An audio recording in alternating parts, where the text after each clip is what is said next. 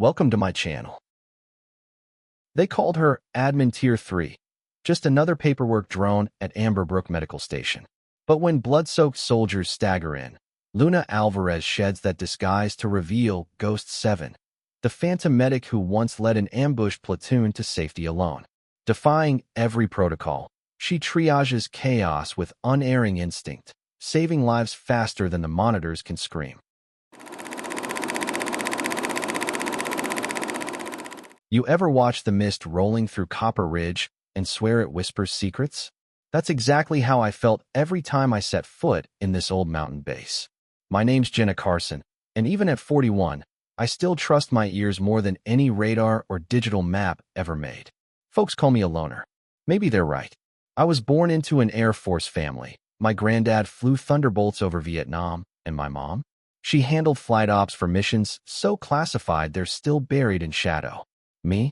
I was raised by ghosts and legends, so naturally, I ended up as an acoustic signal analyst, reading sound waves instead of radar screens.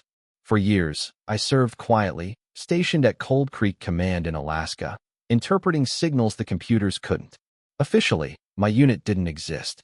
Unofficially, we were lifesavers, mapping hidden ice corridors and invisible tunnels beneath the glaciers.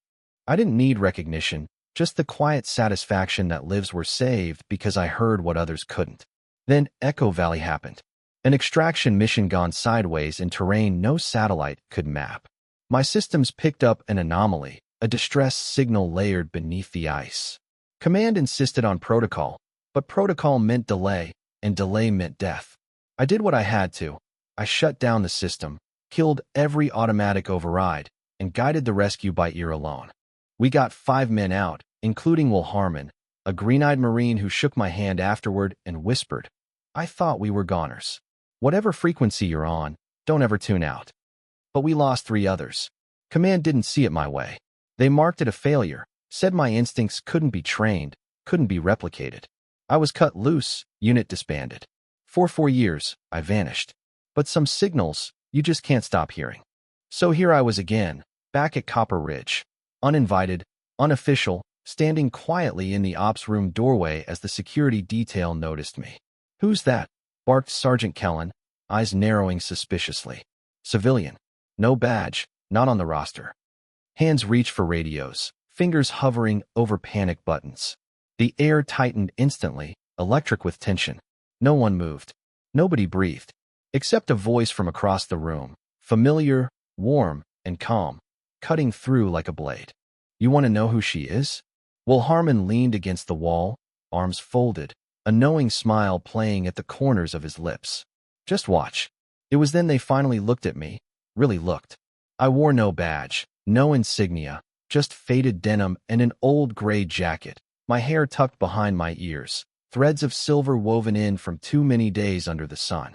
A tech tried to block my path, his voice sharp with authority. "You can't just walk in here. Who are you?" I met his gaze, steady. "I don't need your permission. I need access to the legacy sonar array." He froze, mouth half open. Murmurs rippled through the room. Rookie whispers drifted my way. "Who does she think she is?" But the room fell silent again when Commander Reed, the mission leader, stepped into view. His eyes landed on me and widened in recognition, then narrowed with disbelief. "Jenna Carson," he breathed, almost reverently. "It's been years. What brings you back?" "Echo Valley," I said simply. The signal's active again. Gasps and disbelief filled the air. Echo Valley, the mission no one spoke of, the black mark on Cold Creek Command's perfect record. Commander Reed hesitated, studying me carefully, before glancing to Harmon. "Can she really do this?" Harmon's gaze never wavered from mine. "She saved my life once. If Jenna says the signal's live, it's live. I'd stake everything on it." The commander sighed, his voice tight with the weight of command decisions he'd never expected to make again. "Show us, then." I moved to the console like I'd never left, fingers flying over familiar keys. The screen hummed to life, pulsing gently with waves only I could hear clearly. I had 12 minutes. If I was right, somewhere beneath Echo Valley, a heart was still beating, calling out through layers of ice and stone, praying that someone, somewhere, could hear. I closed my eyes, breathed deep, and started to listen. The room around me blurred, fading into background noise as I became lost in the pulse beneath my fingertips. That console, those keys, it was like returning home after years away, familiar and painful at once. Echo Valley was more than a failed mission. It was a scar etched deep inside me, one I'd carried quietly, alone. The screen displayed patterns, layers of static broken by faint, rhythmic pulses that only I seemed able to decipher. To everyone else, it was chaos. To me, it spoke clearly, a language of survival. "Ma'am," the technician beside me stammered, his voice edged with disbelief. "Those bands. That signature was erased 4 years ago." I shook my head gently, not looking up. Nothing's ever really erased. Not if you know how to listen. Behind me, whispers spread through the room, fear mixed with awe. I felt their eyes on my back, skeptical, hopeful, nervous. Suddenly, the screen flickered. A fresh sonar map crystallized on the display, pathways beneath the ice forming like veins on a leaf, illuminated in vibrant blues and greens. I tapped gently, highlighting a thin line threading through the shifting ice formations. "Echo drift," I said softly. "A corridor opens only under precise atmospheric conditions. Right now, it's holding steady, but not for long." Commander Reed approached cautiously, eyes narrowed with skepticism. "That route is theoretical. A ghost path. Nobody's ever navigated it." I finally turned to face him, feeling the full weight of 4 years in my words. "It's not theory, Commander. It's reality. If we miss this window, your people won't have another." Harmon stepped closer, his voice low and steady. "When I was trapped under Kandahar, comms went dead. We survived because someone tapped signals through solid rock, guiding us home." His eyes locked onto mine, warmth and trust cutting straight through my armor. "That was you, Jenna." The room stilled, the tension palpable. I held Harmon's gaze a moment longer, memories passing silently between us, before returning to the console. "We have exactly 8 minutes before this path seals shut." Commander Reed's hesitation broke. He turned sharply to his team, his voice clear with command. "Prep the extraction unit immediately. We're following her signal." "But sir," an officer started to protest. "If she's wrong, we lose Omega Team anyway," Reed cut in harshly. "At least this way, they've got a chance." The room erupted into organized chaos. Operators scrambling to prep equipment, voices rising in a wave of urgency. Beside me, the young technician looked pale, fingers trembling slightly. What if it's a trap?" he whispered, fear evident. My voice was quiet but firm. "The last time it was. They hijacked our rescue frequencies, lured us in. That's why the system erased Echo Drift. But I kept the codes here," I said, tapping my temple, "because someday, someone might need it again." He swallowed hard, looking away. I could almost hear the question he was too afraid to ask. "How many lives depend on your instincts?" From across the room, Harmon nodded subtly, catching my eye. No words needed. He'd been there. He'd trusted before, and it had saved him. Commander Reed barked into the comms. "Omega Team, prepare for extraction through Echo Drift. We're coming to get you out." Static crackled, then a voice emerged, faint, strained, buried under layers of noise. "Understood. Air running low. We'll hold." Those quiet words struck my heart like a physical blow. This wasn't theoretical. It wasn't just another mission. Lives depended on frequencies no modern sonar could reach. Only me and the ghosts of my past. I leaned closer to the console, fingers adjusting dials and levels with practiced ease. "Find the stillness between the pulses," I whispered into the radio. "That's where your signal hides." A brief silence. Then the voice responded again, hope breaking through the static. "We hear you, Echo. Guide us home." For the first time in years, I felt something inside me soften, something frozen and buried beneath guilt and regret beginning to thaw. I looked up, meeting the eyes of the assembled team. "It's time. Let's bring them home." The operations room buzzed around me, but my focus stayed anchored to the console. Every pulse echoed in my bones, resonating deeper than sound. I felt like I'd stepped back in time, back to the days when saving lives came first and rule second. Beside me, Harmon stood like a sentinel, watching closely. "You haven't changed, Jenna," he said softly. "Still dancing to rhythms nobody else can hear." "Neither have you," I replied quietly, eyes locked on the shifting sonar patterns. still trusting instincts over orders. A slight grin curled at the corner of his mouth, quickly fading as the console flashed urgently. The ice walls were already shifting, narrowing the window by the second. Commander Reed barked orders into his comm. Omega Team, we have extraction units moving. Follow Echo's guidance exactly. Roger that, came the strained voice again, fading into distortion. Air down to minutes. Pressure tightened my chest. I adjusted frequency knobs carefully, chasing elusive signals hidden beneath static. Then I saw it, a faint, barely discernible vibration beneath the main frequency. My breath caught. Commander, I said urgently, pointing to a ghostly line flickering across the screen. Someone's tapping a distress pattern underground. It's not electronic, it's acoustic. They're signaling through solid rock. Reed frowned deeply, skeptical but clearly shaken. Impossible. Standard gear won't work underground. It's bone conduction, I explained rapidly. Tap rhythms. You can track pulse patterns through stone if you know how to listen. They're calling out in a code that's older than your tech. Reed leaned in, examining the display closer. His voice softened, tinged with reverence. You're saying they're using Morse? I nodded slowly. Morse is survival. When comms fail, when darkness closes in, it's the one voice that still speaks clearly. The room fell quiet, the weight of realization settling in. Commander Reed finally understood. This wasn't about following orders or regulations. It was about reaching someone whose voice had nearly been silenced. He turned to Harmon, voice decisive. Get a rescue squad into Echo Drift immediately. No delays, no waiting. Sir, protested an analyst, if we're wrong, Harmon cut in, his voice edged with steel. I'll take responsibility personally. But trust me, trust Jenna. We aren't wrong. The team scrambled, suiting up quickly, eyes filled with anxious hope. I fine-tuned the controls, marking coordinates. Route stable for now, but atmospheric pressure will shift soon. You've got 4 minutes to enter Echo Drift. Exact heading, 14 degrees northeast. Harmon met my eyes once more, nodding firmly. We'll follow your lead. As the rescue team departed, the room settled into tense silence. Operators monitored signals, screens flickering rapidly.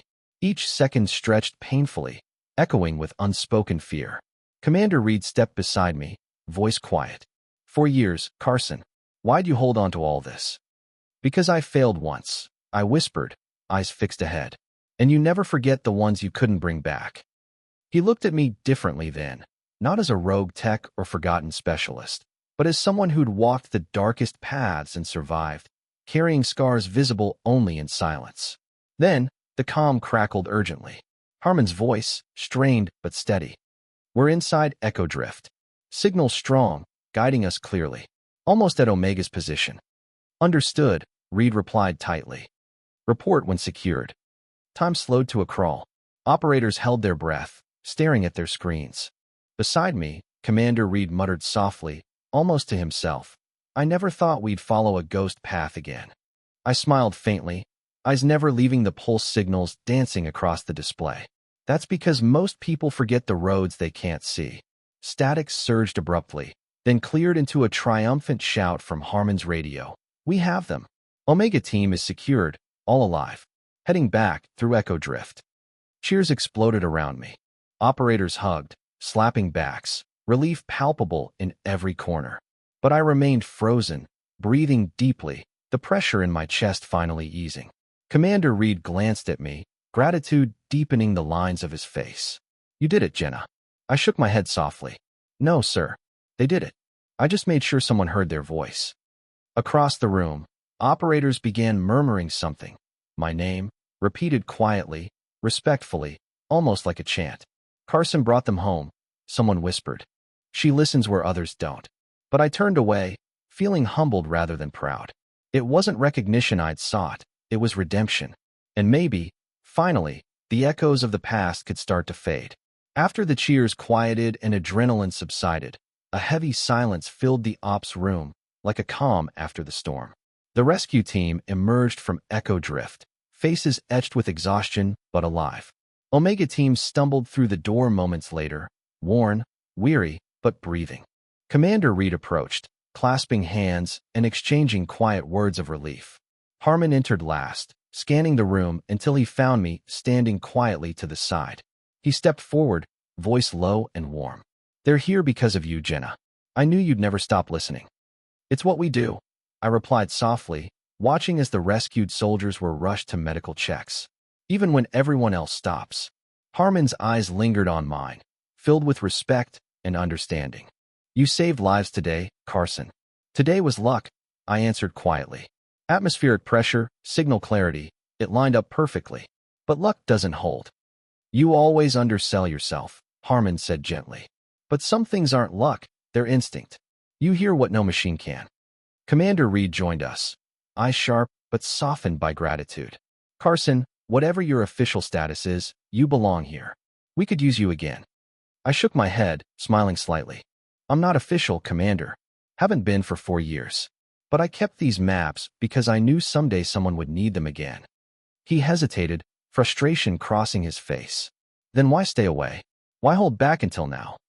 "Because," I said quietly, "Echo Valley wasn't a random failure. Someone hijacked our signals, baited us. I lost 3 people because I trusted protocols over instincts. I vowed I wouldn't lose another." Reed frowned deeply. "You think it could happen again?"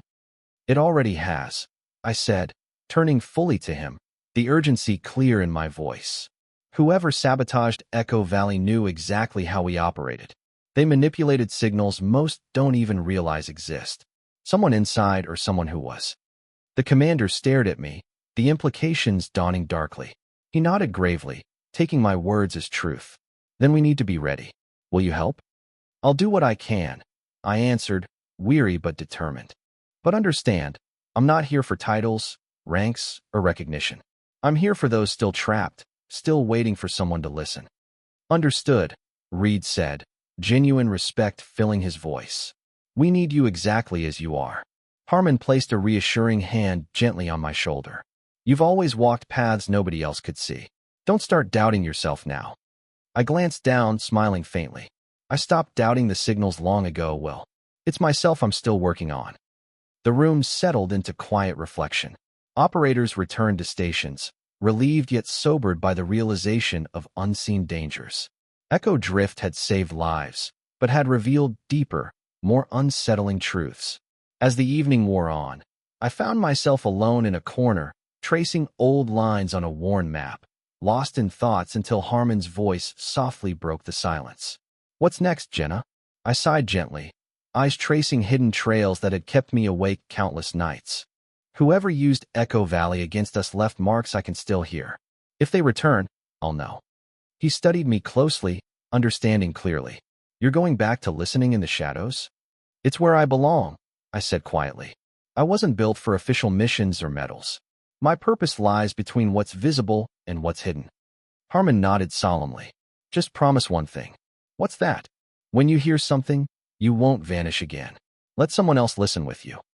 I smiled slightly, feeling a warmth that hadn't touched me in years. "Only if it's you, Will."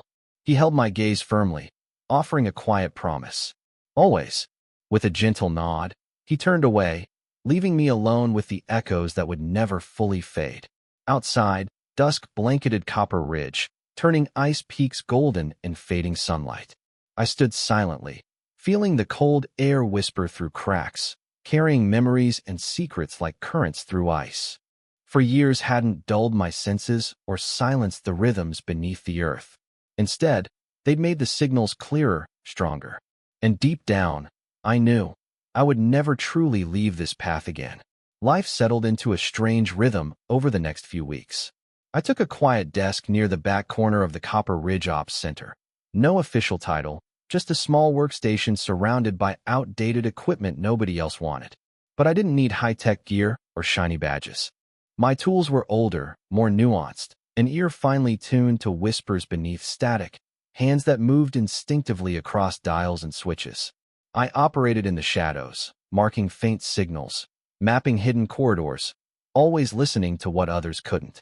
Soon, my desk became a quiet gathering point for younger technicians curious about Echo Drift and the woman behind the mystery. One afternoon, as I fine-tuned a delicate frequency, a junior analyst named Leah approached cautiously. She had bright eyes, filled with the hunger to learn. "Can I ask something, Miss Carson?" Her voice was timid, hesitant. I smiled softly. "Call me Jenna. And yes, go ahead." She hesitated. "They say you don't use modern radar or GPS. That you listen to the Earth somehow. How does that even work?"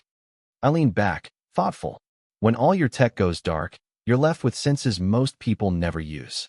Sound travels differently through ice, rock, and water. Each has its own voice, its own pulse. I learned to hear them. Leah's eyes widened. "Can you teach it?" "Some things can't be taught," I said gently, "only felt. But if you're willing, I can show you how to start." From then on, Leah sat quietly beside me each afternoon, watching carefully, asking questions, listening to how silence itself could speak volumes. But despite this peace, I remained troubled. Echo Valley's hijacked signals haunted me.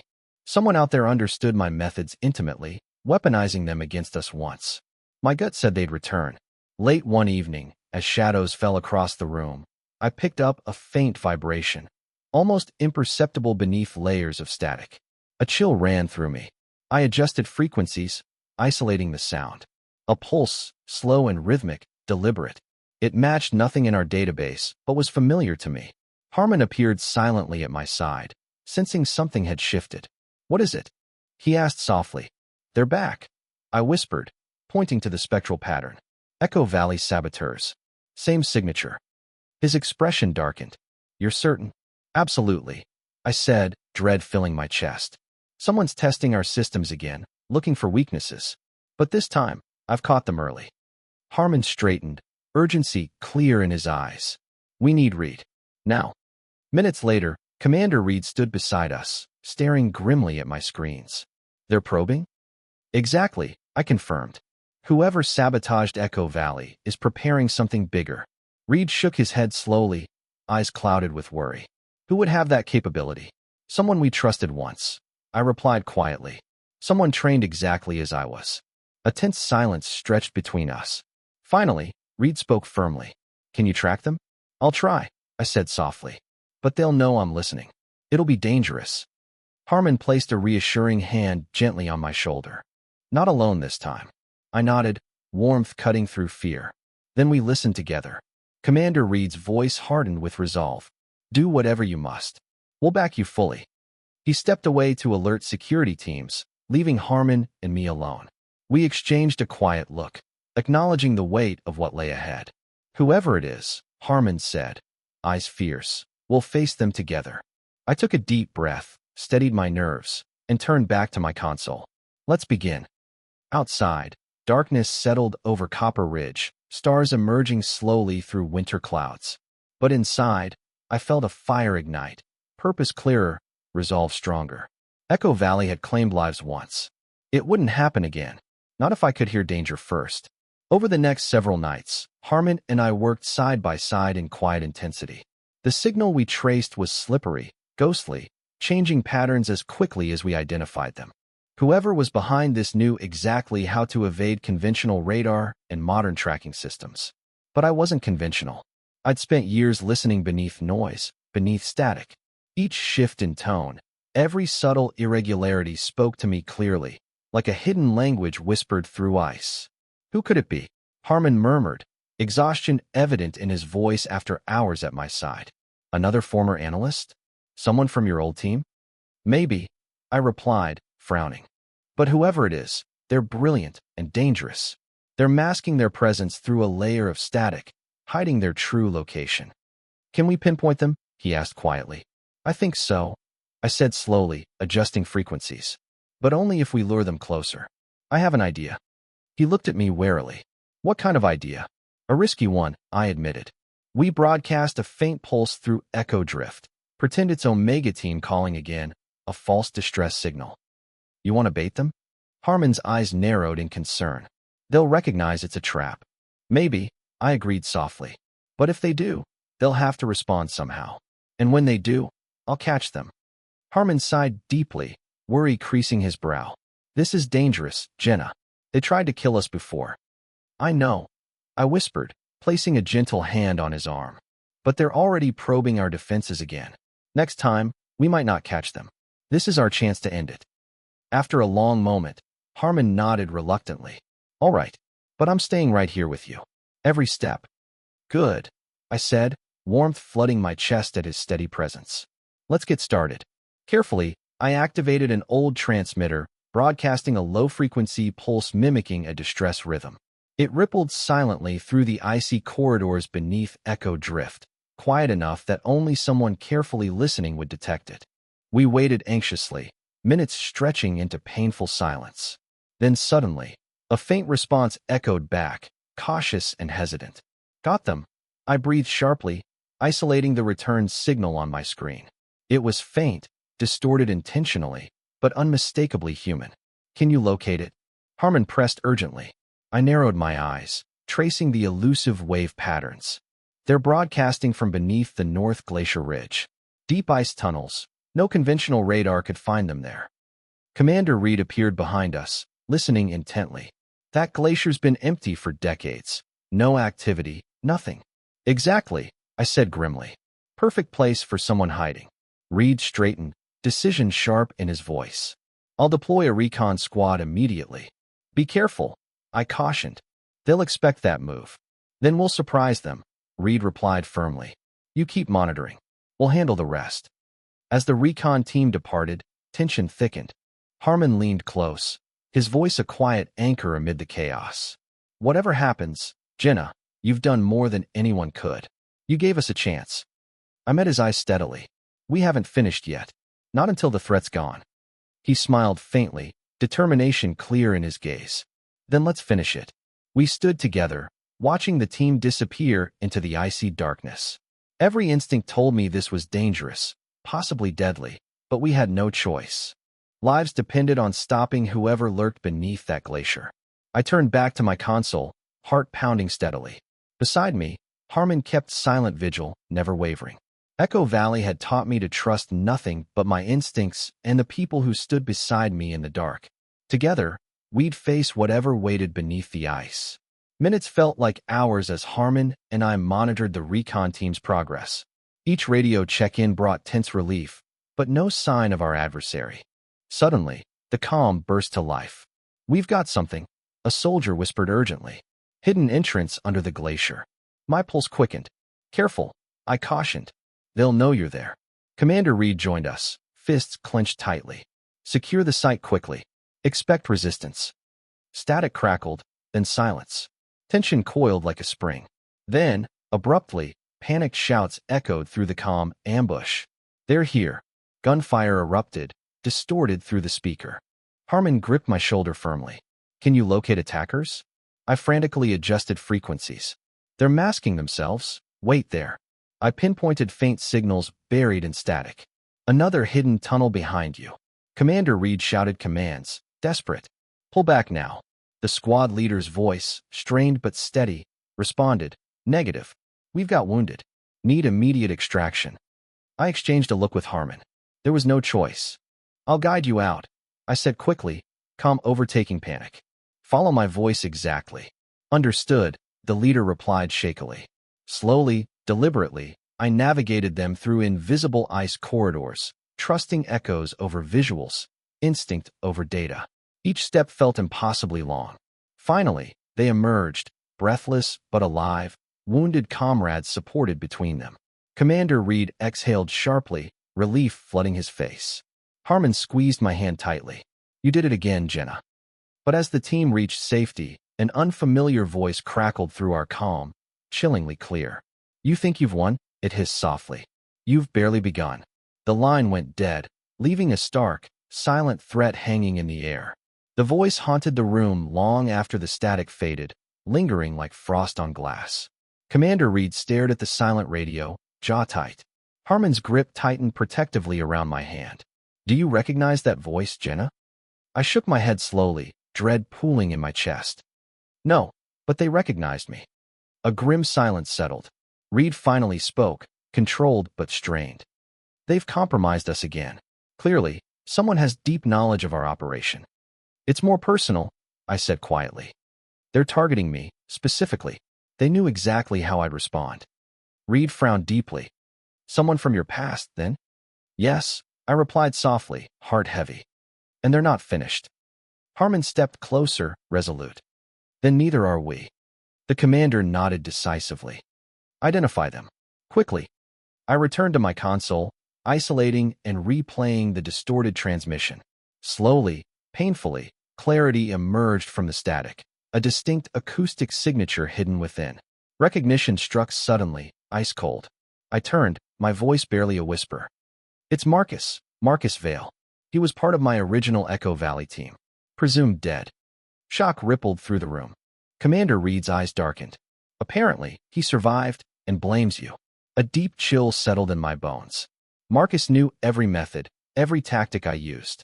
He was brilliant, resourceful, and now, dangerously vengeful. Harmon spoke first, voice firm. He won't surprise us again. But deep down, I knew Marcus wasn't finished. He'd already turned silence against me once. Now, he would try again, only louder, deadlier. And next time, the echoes might be fatal. For days, Marcus's threat hovered silently over us, an invisible blade waiting to fall. Every frequency, every shadow felt dangerous. My instincts screamed that the next attack would strike soon, and strike hard. Then, late one night, Marcus made his move. A sudden alert flashed urgently across my screen. Echo Drift's tunnel systems destabilizing rapidly. He's collapsing the tunnels. I shouted, panic jolting through me. Anyone inside? Commander Reed's face paled. Recon team is down there mapping the site. Harmon reacted instantly. Get them out fast. I quickly broadcasted emergency extraction signals. Recon team, evacuate immediately. Tunnel collapse imminent. Static hissed ominously, then Marcus's voice cut through sharply. Too late, Jenna.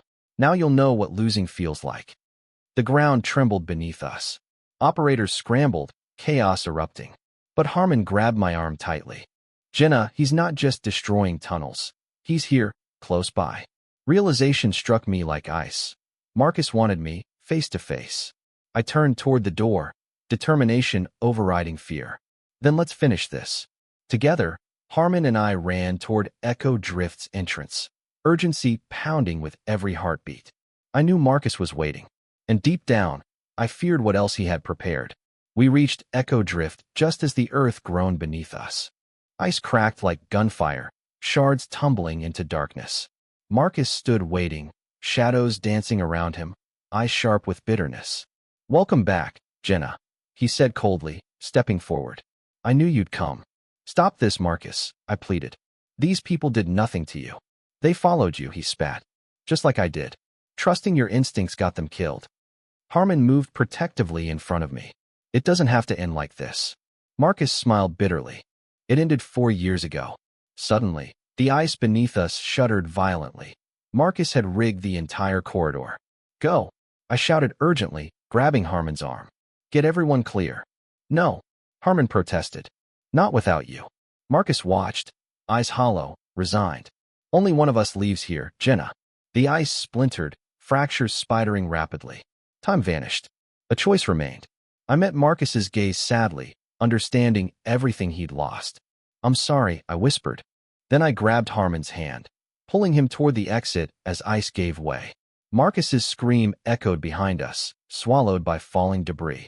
We barely escaped, collapsing together on solid ground, gasping for air. In the aftermath, silence descended, heavy, final. Marcus was gone, but so was the past that haunted us both. Harmon gently touched my face, voice tender but resolute. You did everything you could. I nodded slowly, eyes blurred with grief and relief. Echo Drift was silent once more, its ghosts finally at rest. But for us, in that fragile silence, a new frequency began softly humming, one of hope.